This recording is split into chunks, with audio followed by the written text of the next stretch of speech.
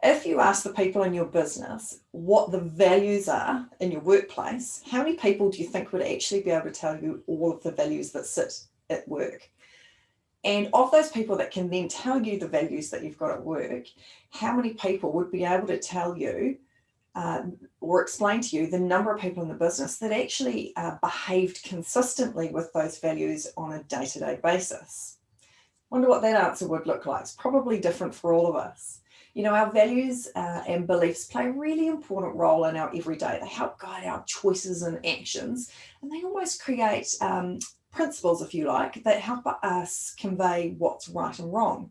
And when we take that into a business sense, you know, the values and beliefs that we have are often the actions that underpin the core of what a business stands for. They help unite our people in the workplace, and they actually play a really big part in defining what our brand looks like. It's really interesting. We've got to get our values off the wall. You know, years ago, it was all well and good, and people would put a vision and a purpose statement, or a mission, it was called back then, and a set of values on the wall, and there they would stay. And in this day and age, and even back then, it actually doesn't cut it. Back then it was a little bit more acceptable, but today it's not. So Sarah and I love to call it, get your values off the wall. So our challenge to you in this episode is all around, how are you going to get your values off the wall if you haven't already? So this episode is all about you being unique. It's about celebrating you, who you are, your culture and your people. So to be able to do that, your values need to be unique. And that comes down to your language and your approach and your inclusivity around both the design, the implementation, and the ongoing tracking of these. So I just want to share with you a quick exercise. Now, if you think about the values you've currently got in place, and I want you to think about the last time you actually heard someone actually say those exact words, the name of that value statement. You know, quite often people come up with these value statements and the language isn't unique to the business. Those values could actually be picked up and put down in some other business, but that's not going to make it fire. It's not going to give your culture an amazing foundation from which to grow and activate.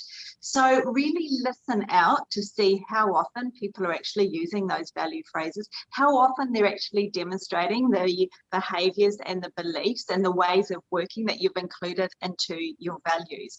Now, here's a couple of quick exercises. The first one, just like I mentioned, is go through and keep an ear out over the next 24 hours to hear how often people are actually using the language, or especially watching how often are they demonstrating the actual behaviors. The second part I really encourage you to do is actually look at the values setting process as 3 stages. First stage being design, second being implementation, and your third being, of course, the tracking and the actual really sustainability side. So here's a couple of quick tips to make sure you've got inclusivity and you're getting your values off the wall from the get-go. So the first one is all about making sure that you're brainstorming with your teams and getting their ideas at the very start before you go anywhere close to actually coming up with a set of values, get their input. The second part around implementation, this also needs to be where you really encourage the ideas, the insights, the resources and tools from your team on how best are these lived and breathed. Remembering they are the belief system, they are the behaviours. So to be able to do this, your values need to be running through as the pulse of the organisation. The third part around tracking, don't let leaders do it. Create a values group, create a group of champions who can actually go forward and actually monitor how the values are going and keeping that temperature check going on and implementing initiatives every step of the way, not just in the ways of working, but some ad hoc fun to keep it alive as well. Now, the last thing I want to share with you, and I found this really fascinating. I was scrolling through my LinkedIn feed today, and one of my business partners actually went through, and Sarah and I really loved this, and they actually had an interview with a new team member who had only been with their business for a short period of time. And guess what one of the interview questions were for this particular person? And they were, which of our 2 values are most important to you and why? So I encourage you to do that too. And one of the things we love about this values process, and I know Kirsten and I talk about this a lot, is actually making those values and belief statements action statements. Values are not single words. There are lots of businesses that do have them, but actually when we think about values, they're things we're supposed to be doing, they're behaviours, and behaviours are things that we're doing all of the time. So it makes sense that when we look at our values and belief statements, they also need to be action orientated. It also means that they're a lot more relatable, and they do imply that it's continuous and that there's expectations that are set when you're actually having to behave like those values.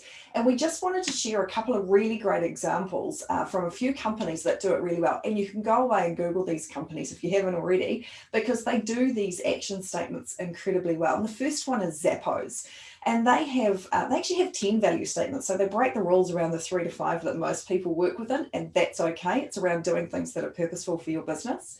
And they have action statements like delivering wow through service, pursue growth in learning, create fun and a little weirdness, and do more with less. And that really ties into what Kirsten was saying about the value statements are incredibly unique to that business, and they fit that business really well. They also couldn't be replicated and put into other businesses easily because they are specifically designed by their people to actually work for their business and their branding and their way of doing things. And another business that actually breaks all of the rules around value statements is Southwest Airlines. And they actually have a really long list of values. And I'm not going to talk to all of them, so jump online and do have a look. But a couple of them that I really liked, the desire to be the best. Don't take yourself too seriously. And we've probably seen a few of the Southwest videos around their safety videos that we can all relate to. Demonstrate proactive customer service, treat others with respect, and also around be courageous. And the real test around these action value statements is, can I live and breathe these value statements at every interaction, at every time of the day? And this is where they're so foundational around setting what your culture is going to look like. And I really like the Southwest value statements I've just shared with you, and some of you may have heard the story, and I'm just going to summarize it very quickly. But there is a Southwest story about a pilot who actually held up a plane for a passenger. So this passenger was having to catch this flight urgently to travel to another state to deal with an emergency family situation. And through no fault of their own, they were actually running late. They'd rung ahead and said, hey, look, I am coming, but I'm running late. I understand that planes have to fly and so forth. Anyway, this information made it to the pilot who made some decisions right at that very point around living and breathing those value statements. And when this passenger turned up to the terminal, he found not only was he quite late, but he was able to check in and work right through to being able to board the aircraft. And as he was boarding the aircraft, the pilot was waiting for him. And the passenger was obviously very grateful for the fact that the pilot had waited. And the pilot said, look, I heard about your circumstances, and I wanted to make sure that you actually got to your destination so you could deal with your family emergency. And the one thing this plane can't fly without is a pilot. And it's just such a great example of actually living and breathing those action statements that Southwest Airlines have, that they expect their people to live and breathe by. Amazing story and amazing examples that you can actually Google and find out more about. Now, remembering, people can replicate your products and your services quite quickly these days, but they can't replicate your culture and your people. So really put a spotlight on this. Now, we are halfway through our culture series. The next 4 episodes that we have coming for you really put a spotlight onto what value are you providing to your team members. And we call that an employee value proposition. A lot of people call it a value proposition as well. It's called an EVP. So share with us your ideas and insights by DMing or putting them into comments. Otherwise, join us for the next 4 episodes focusing on ideas, insights, and practical exercises you can do to increase your employee value proposition.